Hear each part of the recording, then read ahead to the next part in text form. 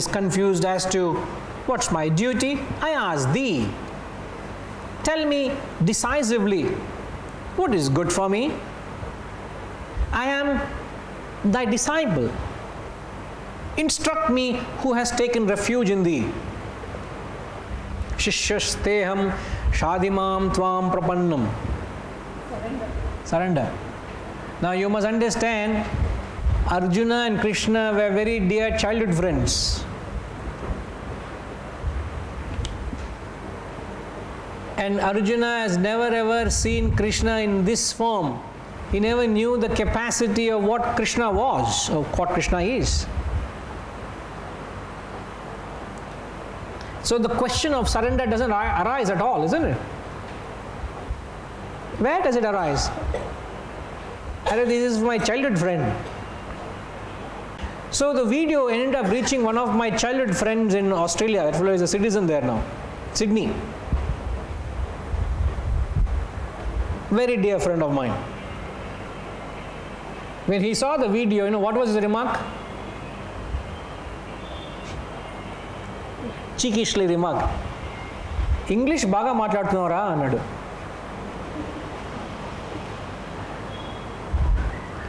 You see the point? Here I am giving the highest knowledge. Bouncer. The knowledge of Brahman I am giving. He's a bouncer. He is saying English baga maatladutunnavu ante em cheppali. So now, is there a question of surrendering him? He can surrender to me? What surrender? Will he take the stance of a Shishya? That is exactly the relationship Arjuna had with Krishna. Dear childhood friends. Now we are on the 2nd chapter, 7th verse. Entire 1st chapter has gone by. Arjuna just kept on prattling. Arjuna's despondency. He kept speaking. He spoke nonsense because he did not know the caliber of Krishna.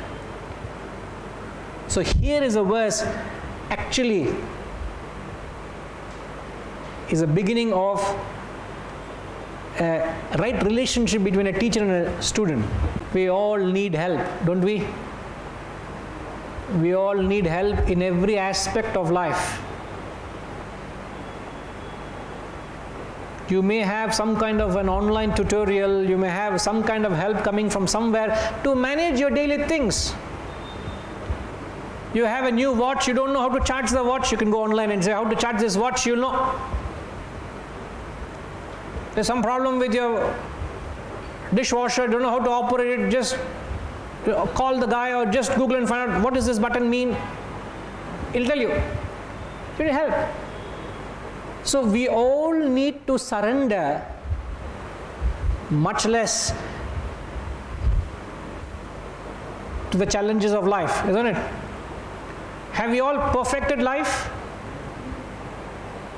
Anyone? If you are, you're at the wrong place. Don't waste your time. Because if you think you have perfected life, this is meant for people who have not perfected, including me. I'm not claiming I'm perfected. I am reading and teaching only to teach myself, to remind myself. Because when I teach, I'm teaching myself first. So you all need to surrender. And what is the opposite of surrender? I think I've asked this question in the classroom earlier. What is the opposite of surrender?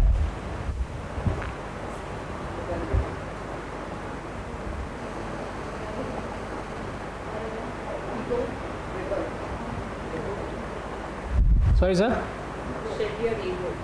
I'll come last to you. Sunna. Enna, sir? Conquer. Conquer what? Conquer anger?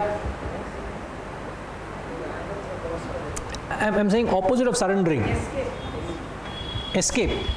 Enge poringa escape. Rebel. Arrogance. See, surrender means I don't know. Like something, I gave example, you have a health problem, you don't know, something is fishy in my stomach, I feel nausea, some uneasiness. You call your doctor friend, hey, something is happening wrong, what tablet to take? You don't have to go to a clinic for that. You have a doctor friend, you'll call him and say, something is not right, I think I must have eaten that thing, give me some medication. Nowadays, on a phone layer, half medical treatment is happening. Or go to the medical shop fellow and say, something is happening, can you give me some medication for this? He'll give. So you surrender, you don't not know, isn't it? You have some legal problem, something is not right with legality, you go to a lawyer and you place your documents in situations, say, please give me the options, what's the best option, what's the way out, I don't know how to go from here. Surrender. The question I ask you, you got to ask yourself, have we surrendered to this knowledge? Or are you arrogant of your life and say, I know what life is. I have lived 40, 50, 60 years, I know what life is. Or are we humble enough and say, I don't know. Has experience not taught you enough to say that you lack something seriously within yourself?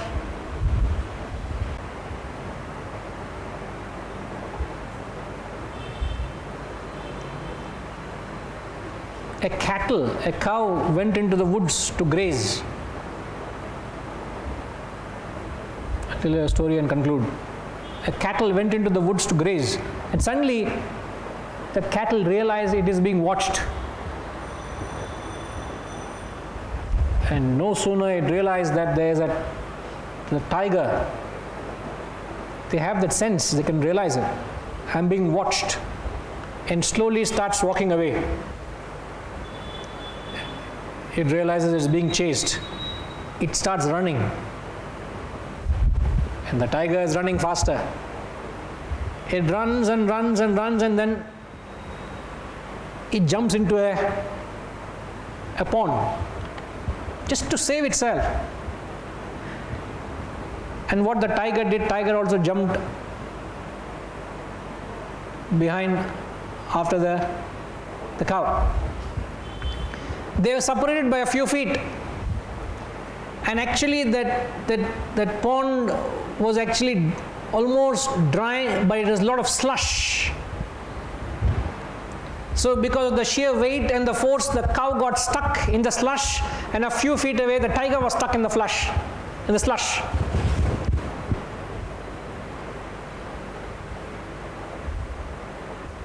Helpless. The cow can't escape. The tiger is for sure it's going to have a meal today. Sometime, if not now, an hour from now, I'm going to have a healthy meal. Because nowhere the cow can run. So the tiger was very proud of what he is. I am the king of the jungle. I'm going to eat you very soon, man. Was laughing. I'm going to have a healthy meal tonight. But then no sooner, the cow also started laughing. The tiger didn't understand. Are you mad? You know you're going to be eaten very soon and you're laughing? You know what's your plight going to be? Then the cow said, you know, by the end of the day, usually I go back to my master. And I know it's already way beyond my time I have to report. And the fact that I have not reported, he will come in search for me. And I will be safe. Because he will find me in distress, in help, he will take me home. But as you say, you are the king of the jungle and there is nobody you don't need anyone's help. Nobody will help you. You will be stuck where you are.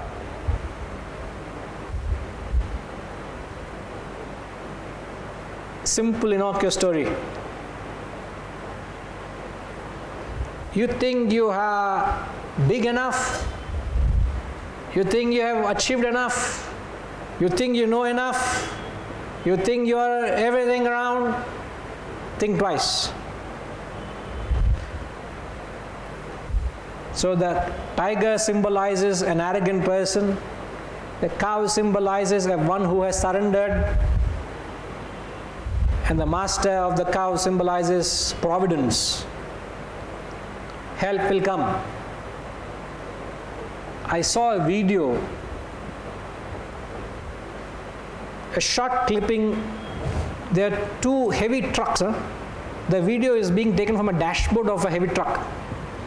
So there's a heavy lorry coming from other side, and this lorry is also coming, and both come to almost a grinding halt because they see a small infant who runs out of the house onto the main road.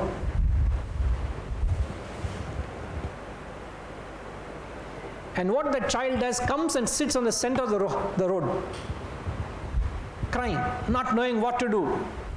These two heavy trucks have stopped. The passerbys come rushing to help the child. And the mother realizes, mother comes rushing, takes the baby and consoles her. I took the similar example last week. The child has surrendered. It says, I can't take care of myself. Help comes. Isn't it? By Joe, it comes. It came. Shakespeare says, there is a divinity that shapes our ends. There is a divinity, there is providence that shall provide for you. Do you have faith in that providence? Or in your ability to produce? Choose. But yet you got to do your part and surrender. That is exactly the same thing happened in the Gajendra Moksha. You know the story. I'll not get into the story. The same thing happened to Draupadi. The same epic. Draupadi was being derobed in the parliament, and at some point she said, I have to let go. She was holding on to resist. She was resisting. But then she realized there's no point. And she surrendered to Krishna, who was sitting somewhere else. He was watching some Harikatha somewhere. That's how the picturization is, isn't it? You see movies. He was busy somewhere seeing a sabha, and suddenly the telegram message came that Draupadi needs help. He sent. Once mill was supplied, mill supply was sent. She got the necessary help. So this verse highlights the necessity to surrender. And once you surrender, you get all the knowledge.